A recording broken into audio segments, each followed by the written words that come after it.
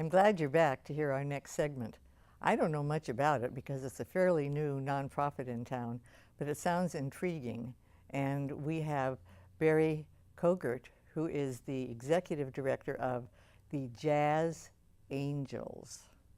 So we don't know what that is. So Barry, tell us about it. What do you do to be a jazz angel? Okay. Well, in the Jazz Angels is a youth jazz education program originally designed for middle school age children, but now that we've been around for 8 years, our programming has expanded to elementary school age children, and then we have musicians that have been in our program since middle school, and now they're driving their own cars to our rehearsals to play. They don't want to leave the program, which is really neat. And what the program is a community. We kind of service Greater Long Beach. We're not located or based out of a school. We rehearse on Sunday afternoons at our studio, and we'll offer the program to children, young musicians with at least maybe 1 semester experience, on up to people who've been playing for years. The opportunity to play in a small ensemble of about 10 musicians, and we'll have professionals come and sit in with them. We have a few rehearsals, and then we do a few performances in the community. And it's And when you say you have students, and you say they need, does a student have to have musical background to get started with you? as of right now, yes, we have. They need about a semester experience. We have kind of our excuse me, our kid jazz program. So there's some children who've been playing for maybe a few months, and they know 7 or 8 notes. Well, we have a band that we could put them in to 7 or 8 notes would do 7 or it. 8 notes Okay. is a beginning, and then we introduce some simple songs with some nice melodies, and then encourage them to improvise.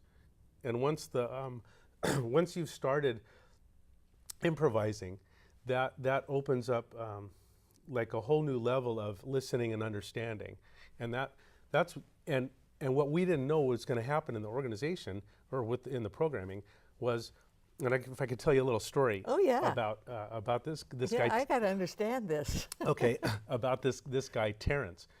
He came into the program and was a pretty shy young man. You know.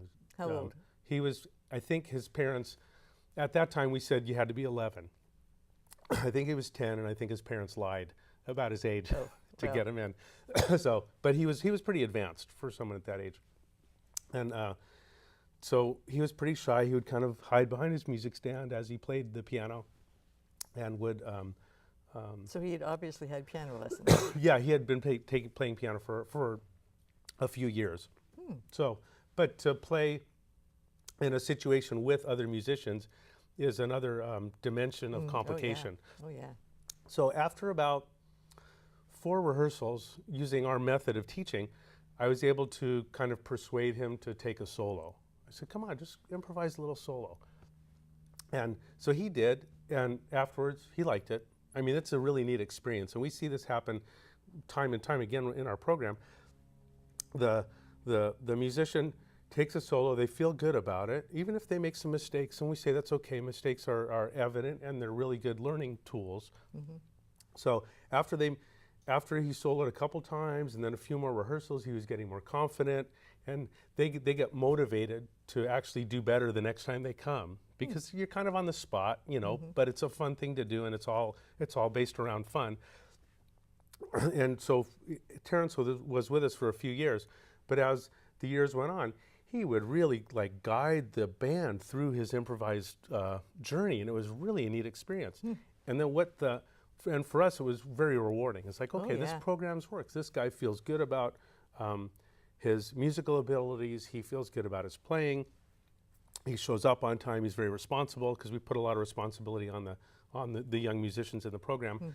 But what we didn't know, and this is the really neat thing about the program, we didn't know that he had offered or volunteered to be a team leader for a project at his school for an English project.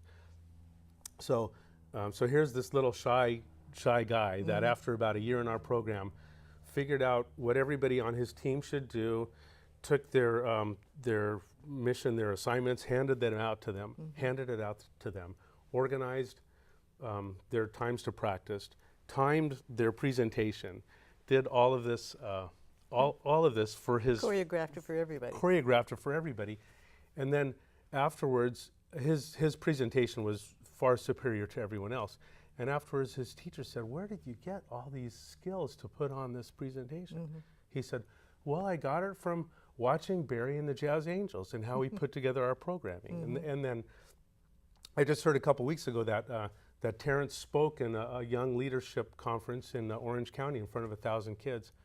And his mom said, he was just so relaxed and confident and things like that. So being part of our program reaches far beyond a musical experience, into confidence, goal setting, leadership skills, things like that. Well, it seems like jazz is a unit, but it's also individuals. Yeah, it's an interesting thing, and that's what we share with the musicians in the program. We also include history and things like that, because I think it's really important to understand how this music kind of evolved from a few people playing to all of a sudden there was a war, and the musicians kind of spread out across the country, and then all these big bands came up, and when the big bands came up, everybody had to play really in tune with each other. They all had to start on time, they all had to stop on time. And then, so they had to play at this big ensemble, and then it comes down to you taking a solo. And you have to stand up and have your musical conversation, tell your story with some notes that you've prepared. Oh, wow. And do it on the spot and react. And it's a really neat thing to watch it happen with our kids, especially a couple of people who started off, they were in middle school, 6th grade, and they're still with us, and they're driving their cars now to rehearsal. And to hear these, not only to hear them play, but to hear them talk about what they're doing and things like that, it's like, wow, these are our leaders, and they're so confident. They have no problem speaking to someone who's older than them or sharing an idea. Well, we talk about helping children, but you're helping them in a very unique way. But what you get from getting them in the first place to what they develop into, as your boy Terrence did, is what gives you the joy. Right. That was when I found out that it went beyond the music notes, to what he did in school and impressed his teacher. And then when he said, "Oh, I learned that by watching these guys," because at the rehearsals we'll talk about, we're going to do a show. We have 45 minutes. We have this many songs. We might have to stretch it out. We might have to cut it. I'm going to tell a couple of jokes while you guys are getting your music. So we're going to rehearse the jokes, and they see the whole presentation. How did you get into this, Barry? That's a good question, too. About 9 or 10 years ago. You're a professional musician. Yes, I'm a professional musician, and have been fortunate to work here in Long Beach and surrounding areas for longer than I could think of. It's been a really neat blessing that I haven't had to go out on the road or anything like a lot of my friends. So in about 10 years ago, I was playing at a church, and it was they would broadcast our services, and we would play live worldwide. So it was a really neat experience. But during our breaks, me and a couple of the guys were talking about what's going on with music and things like that. And then we couldn't get off that conversation. So after about a year or so, I got with one of the guys in the band, and I said, we have to start this thing. What are we going to do? He said, well, we have to get our nonprofit status, and we have to do this. And so he took care of all that. As one of my founders, Mark Barnes, is a great guy. He took care of all that filing, because I was a musician. You were not a statistician. And a teacher, and teacher, certainly musicians aren't typically the best businessmen in the world. So, is that right? Well, typically, yeah, because we're on the creative side. Anyway, we started this. Then I was able to get an arts grant from the Arts Council to start this first program, and I did. And we had a rehearsal. I begged and pleaded with 10 kids to come in, please play with this band. Okay, they did. We had a performance, and after the performance, I said, "Okay, guys, thanks a lot." And they were going, "Well, when's the next rehearsal?" You know, I'm so sorry the time is up. That's okay. Can you believe this? But at least we found out what you're all about and how you got to be there.